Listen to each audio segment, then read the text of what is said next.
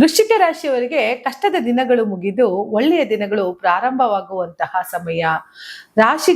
ವೃಶ್ಚಿಕ ರಾಶಿಯವರಿಗೆ ಸಾಕಷ್ಟು ಸಂಕಷ್ಟಗಳನ್ನು ನೋಡಿರುವಂತಹ ಸಮಯದಲ್ಲಿ ಸುಖದ ಒಂದು ಸುರಿಮಳೆ ಆಗ್ತಾ ಇದೆ ಅಂತ ಅಂದ್ರೆ ಗುರುವಿನ ಪ್ರಭಾವದಿಂದ, ಜೊತೆಗೆ ಬುಧನ ಬದಲಾವಣೆಯಿಂದ.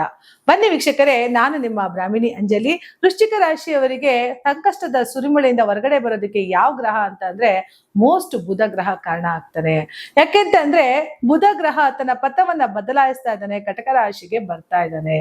ಕಟಕ ರಾಶಿಗೆ ಬಂದಂತಹ ಬುಧ ಸಾಕಷ್ಟು ಬದಲಾವಣೆಯನ್ನು ಯಾಕೆ ಕೊಡ್ತಾರೆ ಅಂತ ಅಂದ್ರೆ, ಇಲ್ಲಿಯವರೆಗೂ ವ್ಯಾಪಾರ ಆಗದೇ ಇರುವಂತಹ ನಿಮ್ಮ ಒಂದು ಜಮೀನ್ ಇರ್ಬೋದು ಅಥವಾ ಭೂಮಿಗೆ ಸಂಬಂಧಪಟ್ಟಂತ ಕೆಲವು ದೋಷಗಳೇನಿದೆ ಅದೆಲ್ಲವೂ ಕೂಡ ಪರಿಹಾರ ಆಗುವಂತ ಒಂದು ಸಮಯ ಅಂತ ಹೇಳ್ಬೋದು ವೃಶ್ಚಿಕ ರಾಶಿಯವ್ರಿಗೆ.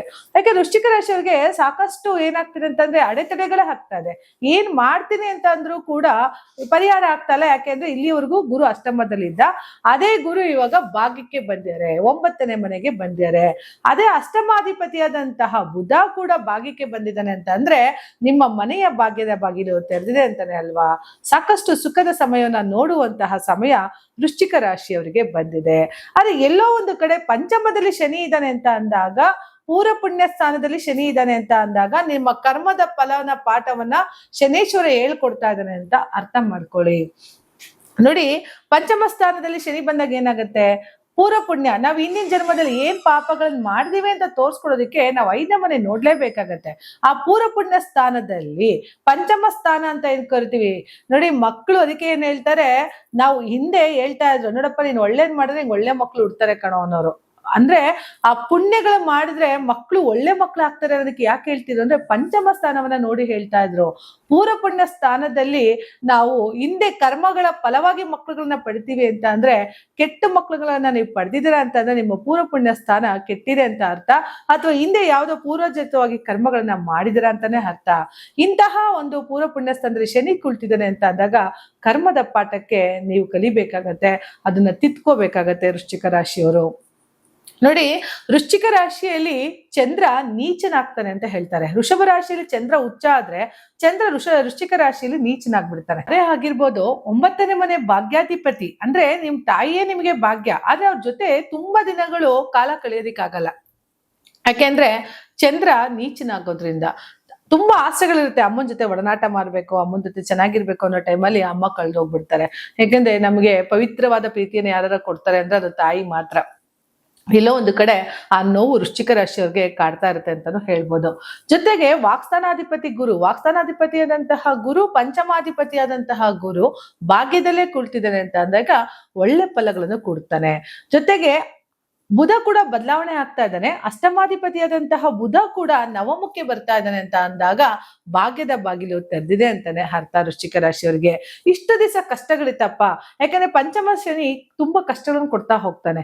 7.5 ಎಷ್ಟೆಲ್ಲ ಪ್ರಭಾವ ಕೊಡುತ್ತೋ ಅದಕ್ಕಿಂತ ಡಬಲ್ ಆಗಿ ಪಂಚಮ ಶನಿ ಕಷ್ಟಗಳನ್ನು ಕೊಡ್ತಾನಲ್ಲ, ಅಂತಹ ಕಷ್ಟಗಳಿಗೆ ನಿವಾರಣೆ ಮಾಡುವಂತಹ ಸಮಯ ಗುರುವಿನಿಂದ ಸಾಧ್ಯ ಆಗಿದೆ. ಯಾಕೆಂದ್ರೆ ಪಂಚಮ ಶನಿಯ ಮೇಲೆ ಗುರುವಿನ ದೃಷ್ಟಿ ಬಿದ್ದಿದೆ. ಜೊತೆಗೆ ಬುಧ ಕೂಡ ನವಮದಲ್ಲಿ ಬರ್ತಾ ಇದ್ದಾನೆ 9ನೇ ಮನೆಯಲ್ಲಿ. ಆ ಭಾಗ್ಯಕ್ಕೆ ಬುಧ ಬಂದಾಗ ಏನಾಗುತ್ತೆ, ನಿಮಗೆ ಬಂದು 11ನೇ ಮನೆಯನ್ನಾಗ್ತಾನೆ. ಅಂದ್ರೆ ಏಕದಶ ಸ್ಥಾನ ಕೋಟಿ ಪುಣ್ಯ ಫಲಂ ಅಂತ ಕರಿತೀವಿ. ಬುಧ ಬಂದು 11th house ಅಂತ ಏನ್ ಕರಿತೀವೋ ಆ ಫಲಗಳು ನಿಮ್ಗೆ ಏನ್ ಕೊಡ್ಬೇಕಂದ್ರೆ ಲಾಭದ ಫಲಗಳನ್ನ ಕೊಡ್ಬೇಕು. ಇಷ್ಟು ದಿನ ಏನೆಲ್ಲ ಕಾರ್ಯಗಳಲ್ಲಿ ಅಡೆತಡೆ ಆಗಿತ್ತು, ನಿಂತೋಗಿತ್ತು, ಕೆಲಸ ಕಾರ್ಯಗಳು ಆಗ್ತಿಲ್ಲಪ್ಪ, ಸಾಕಷ್ಟು ಅವಕಾಶಗಳು ನನಗೆ ಸಿಕ್ತಿಲ್ಲ ಅನ್ನೋರ್ಗೆಲ್ಲ ವೃಶ್ಚಿಕ ರಾಶಿಯವರಿಗೆ ಈಗ ಒಳ್ಳೆಯ ಸಮಯ ಇದೆ ಅಂತ ಹೇಳ್ಬೋದು. ಅಂತಹ ಸಮಯವನ್ನ ನೀವು ಇವಾಗ ಸದುಪಯೋಗ ಪಡಿಸ್ಕೋಬೇಕಾಗತ್ತೆ ವೃಶ್ಚಿಕ ರಾಶಿಯವರು. ಜೊತೆಗೆ ವೃಶ್ಚಿಕ ರಾಶಿಯವರಿಗೆ ಯಾವಾಗ್ಲೂ ಹೇಳ್ತೀನಿ, ಯಾಕೆಂತಂದ್ರೆ ಅದೊಂಥರ ಚೇಳಿನ ಆಕೃತಿ ಹೊಂದಿರುವಂತಹ ರಾಶಿ. ತಾನು ಯಾರ ಸವಾಸಕ್ಕೂ ಹೋಗದೇ ಇರುವಂತಹ ರಾಶಿ ತನ್ನ ಸವಾಸಕ್ಕೆ ಬಂದಾಗ ಅದು ಕುಟುಕುತ್ತೆ ಅಂತ ಹೇಳ್ತೀನಿ.